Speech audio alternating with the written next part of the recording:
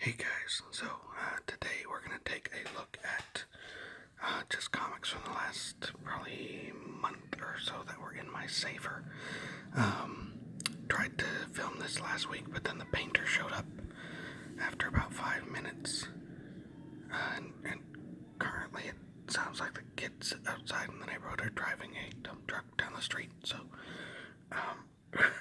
we'll see how this goes. But anyway, I did go to the comic book store about a week ago, and got what was in the saver, and actually there was a decent amount, because I think it had been like a full month. So, let's see, first up here we have Daredevil, number 35, which is the last part of the lockdown storyline. I've been enjoying it. I just read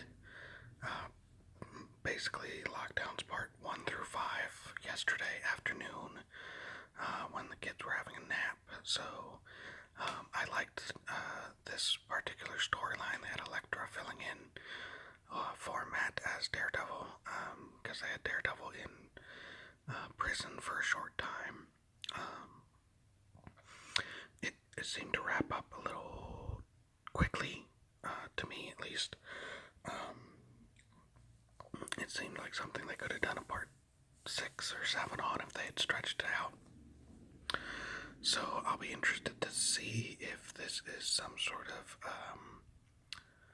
I think I'm worried it's a jumping off point for Zdarsky or something, that maybe it was like, okay, do your big thing and jump off. So, we'll see on the previews if this is something where it's an end of his run. I'm hoping not, because this is issue 35 for him, and he's been doing a very good job. So, but, I liked this storyline. They even had, Elektra's supposed to be not killing, so, like, on her sai, let me point it up here, her sai is, like, rounded off on the tip, so she can't even stab people, which, I guess is a good thing if she's going against Bullseye, considering the history. But I thought that was a nice artistic touch to kind of show that, she's trying to follow Matt's rules and not kill anybody, and one of the ways she makes sure she does that is by rounding off the sai. Next we have Strange Adventures, issue 12 of 12. Right now I'm only really buying DC for the Tom King Black Label miniseries. This one just finished. Supergirl is about halfway through, and then he just started a new one, unfortunately, which I didn't know about. And then, of course, Batman and Catwoman is, I want to say, on issue 9 or 10. We have it in here. So, once he stops doing these, or gets in some sort of trouble where they jettison him and you never hear about him again, then I will not really be buying any DC product. I don't like how the normal lines are going now. They seem to be doing the thing that they do every few years, where they try to give you a new Aquaman and a new Superman and a new Batman. But people like those original characters, and I know they don't want to pay the families of the initial creators, which is one reason that you see things like Jonathan Kent in Superman and Clark Kent kind of being pushed to the wayside. But, hey, you're still making billions of dollars. Give some to the creators' families and shut up and sell us what we want. So, I don't know. Strange Adventures number 12 here is rather good. They had an interesting character death, which I don't know if that's going to be, ongoing, or if it's really going to be shown outside of this series. Because Black Label, along with being more adult, I think is supposed to be almost like an Elseworlds to an extent. I don't think this stuff is supposed to really affect the normal titles. So I don't know if that's something that will be done here. But this was a good series. There was a lapse for me between issue 11 and 12, and I forgot that 11, I believe, ended on like a cliffhanger of like you didn't know who was going to die. And then like really early in this this issue, it's clear who's died, and I was like, I wasn't sure if I missed an issue just because of the time that had passed. So that was a little confusing, but I'm pretty sure I read issue 11. I think it was just, over a month ago, so I'd lost track of it. Let's see, we had 2 Hellboy comics. There is The Bones of Giants by Mike Mignola and Christopher Golden, and then also The Silver Lantern Club by Mike Mignola and Chris Robertson. Hellboy, it was funny, if you watch cartoonist Kayfabe, they recently had an interview with Mike Mignola that I suggest checking out, and they asked him, like, what do you have to plug, and he himself is unsure of when things came out, what issue they were on, what week it was for releases, so he was like, well, there's probably some Hellboy stuff out there, but he wasn't sure exactly what. And then he also kind of made it sound like, he was like, nowadays I get that scripting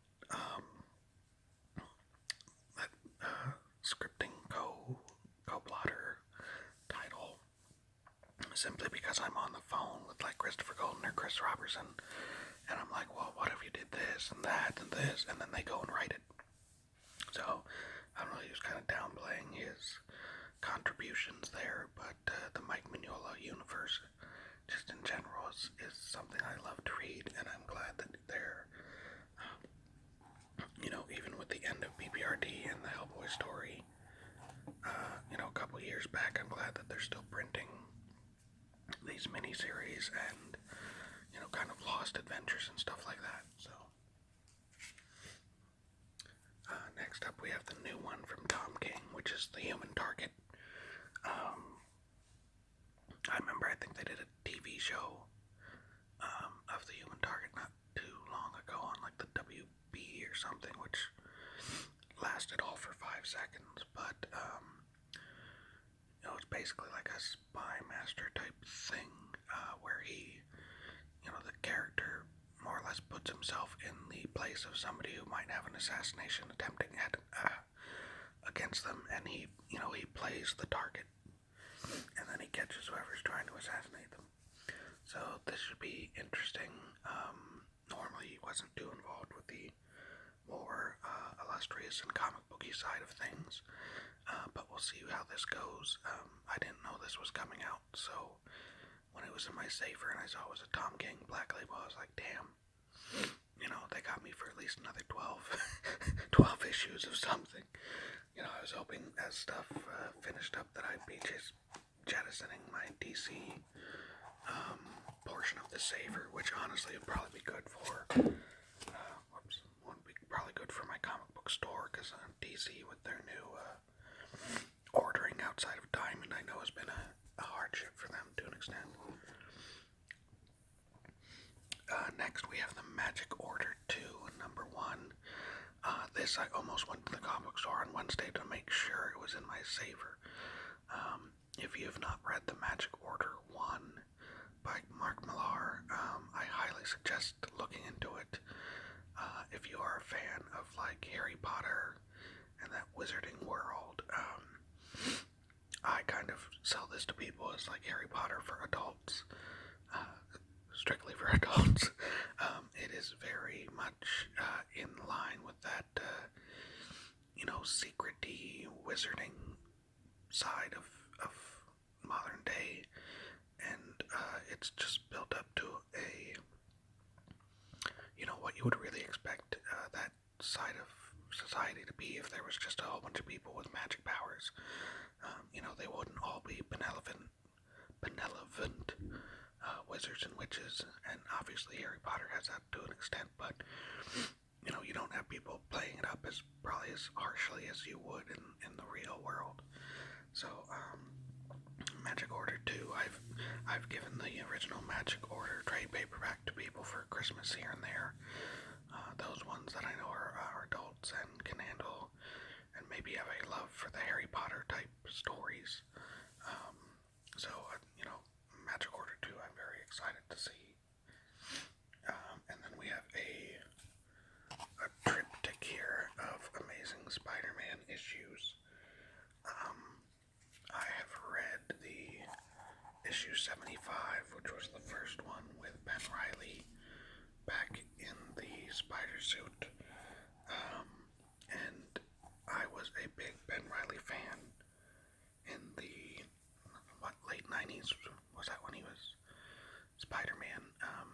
But I've always been a Ben Reilly fan, so when I heard they were bringing him back, I went ahead and bought that issue of Spider-Man and told them to put it down on my saver. So I'll be interested to see how this round robin of Spider-Man writers goes. I do find Spider-Man to be one of the more, I don't know, overly simplistic, or, it just seems like it's written more for young teenagers and kids than it is for adults. They try to spell everything out to you. So I'll be interested to see how this goes, if they, make it a little too juvenile, or if they, if there's something new with this new writing group. I read a little bit of the Nick Spencer stuff, a little past the Craven's Hunt stuff. Apart from the art from Ryan Otley, I was not impressed. It was okay. I mean, it was better than Dan Slott's stuff, which I thought just dragged on forever. But again, it was still written for obviously a more juvenile audience than what I wanted. So it was just hard to put yourself in that mindset where you wanted to put up with the, spelling things out and, telling you directly everything that was happening. So we'll see. I have to read these today just to kind of see if I want to keep with the Spider-Man, because it's like weekly now. Moon Knight number 4 with this awesome McNiven cover. Moon Knight's been interesting. I'm a total Moon Knight fan, so whenever they come out with a new series, I'm there. And this series has been pretty interesting. It's playing up more on the supernatural side of him, so he's fighting, vampires and stuff like that. I don't know what Tigress is doing here, other than the fact that she's a tiger lady, and some people find that hot. Some weird people. But, she looks interesting here with her ripped to shreds. Very, the little spirals on her clothes remind me of those Wolverine drawings by Sam Keith, where his clothes would be shredded and they'd have all these curls coming off. So. But, issue 4 of Moon Knight hanging in there pretty good so far. Next up we have Inferno Issue 2. I haven't read issue 1 yet. I know for sure I'll finish the series out because it's Hickman. But I think I'll read it all in one sitting, because Hickman stuff is dense sometimes. I don't want to read one issue and then forget, like I do to Strange Adventures. So I'm gonna basically set this one aside until the series is done. And I was asking the guy at the comic book store, I'm like, Hickman was on X-Men and then he was off, and then all of a sudden this Inferno thing comes out. He didn't seem to know either what what they were doing, because I thought Hickman was just off of it, but then it seems like he comes back to finish it up on Inferno. Oblivion Song number 34, which I believe is the second to last issue. This series is good. At a certain point I was going to drop it because I thought it was going to be like Walking Dead and just go on forever. But then all of a sudden, right when I was about to get rid of it, I think I read online that Robert was, issue 35 or 36 was going to be the last one. And I was like, oh, okay, well, if you have a finite story, then I will, finish it out. So this has been good. Now that it's actually building to a crescendo, that's always it's easier when you have a set place that you're going, Next we have Usagi Yojimbo number 23 with IDW. Again, I liked the black and white issues better with Dark Horse, and IDW has been just pumping out Usagi sometimes they're not very clear on what you're getting. Like, along with this, which is the regular series, they have this ongoing, which is Bellow Conspiracy, which is really just a reprint of previous issues, which I think, I don't think I have this particular storyline in trade paperback, which is the only reason I continued it past issue 1 once I figured out what it was. But just that type of sales, I just find that misleading, like Bellow Conspiracy, Usagi, is this a new thing? It's got new covers, which are beautiful, but at the same time, when you open it up and you see the Usagi, it's very clear that it's a reprint, and then I felt kind of ripped off that they were packaging it as they did, because it should say, along with Bellow Conspiracy, say on the front, like, a classic Usagi story or something like that. Let the Usagi fans know that they don't need to be picking this up. Thor number 18 with Throg.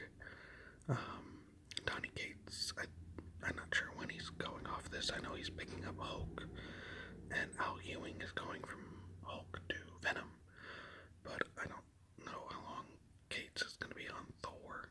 I've liked his stuff so far, and I'm a Thor fan in general, so staying with it. But, as often as Marvel moves people around on titles, I'm always uncertain. Is this the last issue by this guy? He's gotten up to issue 12. That seems to be the MO recently, so it's hard to stick with things or say for sure, like, I want Thor in my pull list. I've tried telling the comic book store, like, give me everything written by Mignola, but they can't do that. It's beyond them, so, it's kind of hard to do things by creative team. Here we have Batman Catwoman issue 8 by Tom King, and it went from, I forget who initially was the artist, but now it's Liam Sharp. I am behind. I have not read a single issue of this because I know it's a 10 or 12 issue miniseries, and I want to just read it all at once. With Tom King's Batman, the last story arc, I basically read all at once rather than monthly, just to kind of get everything, and get the full scope of it. So I'm holding off on reading Batman Catwoman until it's basically finished, which I think will be fine. Tom King's Batman run I thought was, one of the best things. I liked it better than the Snyder, is it Snyder? God. I hate the fact that there's, the Snyder director, and then there was the Snyder writer for DC, and they were doing, like, the same stuff. And the fact that they have the same last name just confuses the crap out of me, and I forget their names half the time. But anyways, I like Tom King's run better than Snyder's, personally, because Snyder went off on those tangents where, like, Commissioner Gordon was Batman with the robot suit,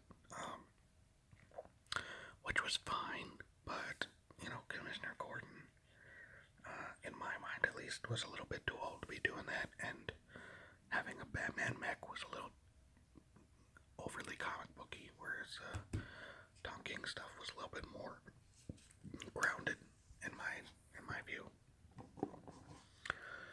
Last issue of the week here is the Immortal Hulk number 50, which is the final and conclusion to the Immortal Hulk series by Al Ewing. Hulk is going to continue with Donny Cates and Ryan Utley, I believe. I have seen some of the artwork, and I'm not interested. It's, this Hulk was very horror movie-esque and realistic, and I loved it. I mean, as realistic as horror movies with a giant green monster are. The Donny Cates and Ryan Utley stuff looks like it's going to be very, very comic booky. They got Hulk with, like, a freaking helmet and, like, cybernetic eye and all this freaking over-the-top garbage. Which, no offense, but after having this very, like, horror and body horror, grotesque this series for 50 issues having an overly comic booky, like bright and colorful Hulk it's just such a difference. And say what you will about Hulk all through the years, and then they had Planet Hulk, and he's got an axe and a helmet, but that fit because he went to an alien planet, and they kind of they wrote that up, having him just suddenly have a tonal change like that. I don't know if they're gonna earn it, so basically this will be my last issue of Hulk, which is sad, but hey, 80 page final issue. This thing is thick. Okay. I had to. This bag is actually for it's one of those bags that you get like bags in, where you get the 100 thing of Mylar bags. That's what that bag is from. Then I put a board in it, so it was a thick issue. So that's it for today, guys. I am gonna go to the comic book store today, mostly for magic card supplies. Because I got a box of the Crimson Vow and made a deck already just yesterday with a new commander, which I'll probably film a video in a minute here just showing off that one. But apart from that, guys, I hope you guys have a good one, and I'll see you next time for another comic book haul once we build up that saver enough. Okay, you guys have a good one.